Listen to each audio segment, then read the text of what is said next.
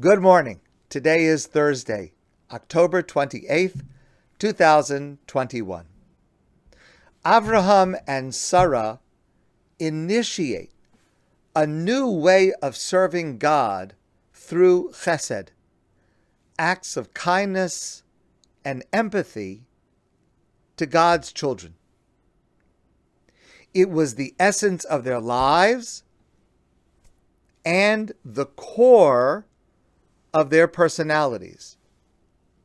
And it was so pervasive that when Avraham, in our Parsha, sends his servant Eliezer to find a wife for his son Yitzchak, Eliezer, according to the text of the Torah, intuits on his own that Yitzchak's wife, Avraham and Sarah's daughter-in-law, must also be suffused with the character of chesed. But what Rivka expresses when Eliezer finds her is much more than just being nice, which is a very good first step. But Rivka, like Avraham and Sarah, demonstrate and model for us so much more than just being nice or kind. Rabbi Shlomo Wolbe points out that look carefully at the narrative. Eliezer is traveling with his camels, and he finds this young woman, who he later learns is Rivka, and she is by the well, and he asks her for a little water to drink. And Rivka responds, she understands that if he's thirsty, his camels must be thirsty also. And so she says to him, I will give you water, and I will also give water to the camels. That wasn't what Eliezer had asked for. Eliezer asks if he could spend the night with her family, and she understands that he needs a place to stay for longer than that, and she suggests that he would be welcome to stay in their family's home for a longer period of time. The quality that we see Rivka demonstrating is the quality of going above and beyond, this special type of kindness that looks at what is being presented and doesn't simply respond, as Rav Shlomo Wolbe says, to be a kindness robot, just to give what's asked for or what's expected. Rivka went beyond with insight into the other person's needs, even if they were not expressed. There's a famous story, perhaps an apocryphal story, but this kind of thing happens all the time. A man once came to the town's rabbi just before Pesach, and he asked the following question: is it permissible to fulfill the obligation of drinking 4 cups of wine on Pesach at the Seder? Is it permissible to fulfill this obligation with milk? The man was an impoverished man, and he couldn't afford 4 cups of wine. So he asked, could I fulfill the obligation with milk? The rabbi said to him, no, it does have to be wine. Milk does not qualify. But fortunately, I have some funds, and they're available to you. Let me give it to you. This is what it's for, to share with you confidentially. And take these funds, and you'll be able to have what you need for the Seder. The man was very appreciative, and he went home. The rabbi's wife was in the room when this was happening. And she saw everything that happened and heard everything that happened. And she said to her husband, I don't understand. He asked about milk, so you told him no, so he needed wine. But the amount of money you gave him was for much more than just 4 cups of wine. Why did you give him so much money? He just needed enough money for 4 cups of wine. So the rabbi said to his wife, if the man is asking me a question, can I use milk instead of wine? Not only does it mean that he's impoverished, it also means he does not have any meat or chicken for the Seder. It means that he is obviously missing many of the other obligations and necessities for the Seder. So I had to provide not only what he told me directly he was missing, but for all that I could intuit that he is missing. That's what Rivka did. And we need to learn from this to act in the same manner. It's not just a question of being kind, of responding to a request when it is given, but it's looking behind the request, beneath the request, to what else is actually needed, and how can I provide that as well.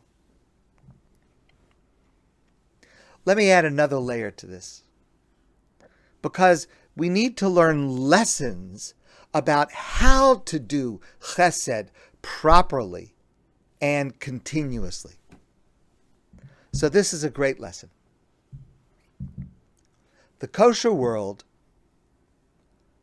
has become obsessed with Trader Joe's. Now, if you're not yet in this obsession, you will be soon. Trader Joe's is a chain of grocery stores in the United States, and they feature many, many kosher products which are unique, products that cannot be found elsewhere. There is, in fact, a kosher Trader Joe's Facebook page with thousands of followers, and all day long they're discussing what's the newest kosher spice blend that's available. Which Trader Joe's store has the kosher tomato sauce today? And what time do you have to get there in order to get it before they run out? You can spend hours researching which new products to get at your next visit to Trader Joe's and what to do with the products that you bought on your last visit. What do you do with the peri-peri sauce? What do you do with the raspberry vinegar?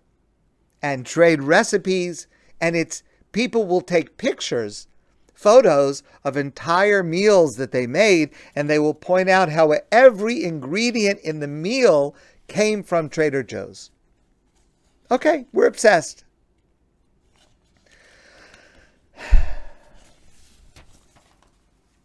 And by the way, the closest Trader Joe's to Montreal is in Albany. And if you happen to go, please let me know, because we're running low on their dragon hot sauce and their raspberry vinegar, and we can't live without it. So if you're going, let me know. All right. The rest of the world is also obsessed with Trader Joe's, because in addition to the kosher issue, overlaying that layer, there is a culture at these stores among the workers of kindness and helpfulness and thoughtfulness that you will not find elsewhere. The last time I was there, the cashier, first of all, the cashier always, they take your items from your basket, they put them into bags, and there are sturdy bags with handles, and they have a conversation. How are you? What's your name? How are you doing? Where are you from? Oh, you got this. Oh, did you like this? And the last time I was there, the cashier that checked me out had a vase on her counter, and as I checked out, she gave me a fresh flower. Just to be nice. You just feel better when you leave the store. It's an experience. So here is a recent post, a Facebook post that I want to share with you. It's from this Facebook group, Kosher Trader Joe's. I learned a very valuable lesson from the people who work at Trader Joe's. First of all, they are friendly and very helpful. When you ask for an item, they walk you to the aisle and hand it to you. If the item is not there, they will go to the back to check. 8 out of 10 times, they bring it to you. Here comes the lesson. A while ago, I was in my shul, and there was a bar mitzvah taking place. A guest came in, and they were confused where to sit. Now, in the past, I would have gone over and offered to help them, given them directions, and pointed them to the proper section. But after visiting Trader Joe's, I walked them personally over to their seat and sat them down where they would be most comfortable.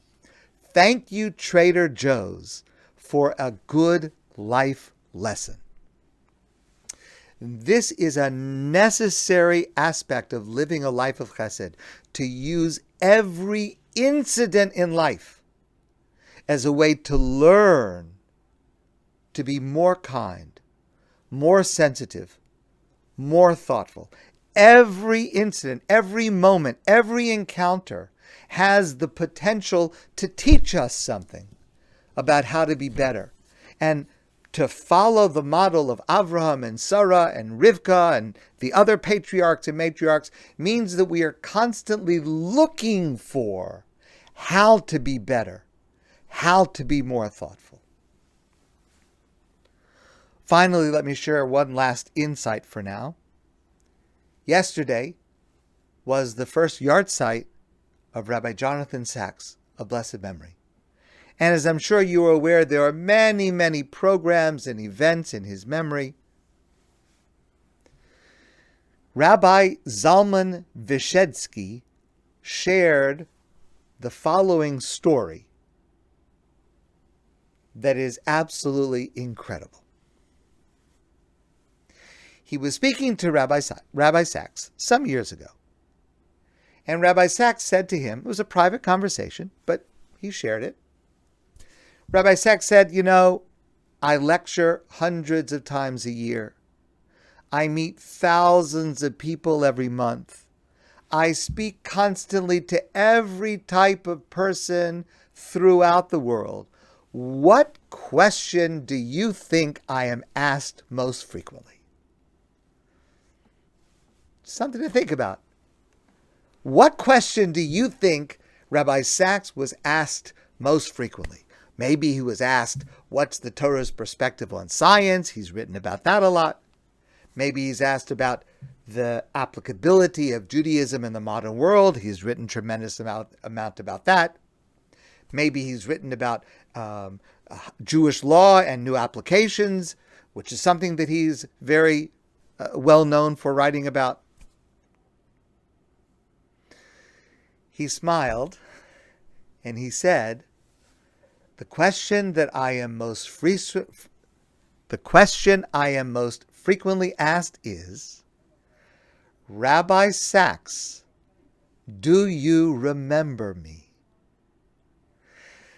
Now, Sivan Rahav Meir tells that story, and she says that story is phenomenal because while it would seem that our top priority is to gain more knowledge, to attend more lectures, to read more books.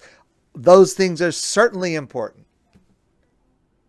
But ultimately, what we truly need is that another human being will see us, recognize us, and remember us, and that we will matter and be of importance to someone else. And that is what we achieve when we act with chesed towards another. That was the insight of Avraham and Sarah and Rivka, that chesed, acting with kindness and compassion and empathy and sensitivity, is the primary way of serving God, because it is the primary way of serving God's children. My friends, I want to wish you a wonderful day filled with kindness and sensitivity. And I look forward to seeing all of you soon in person.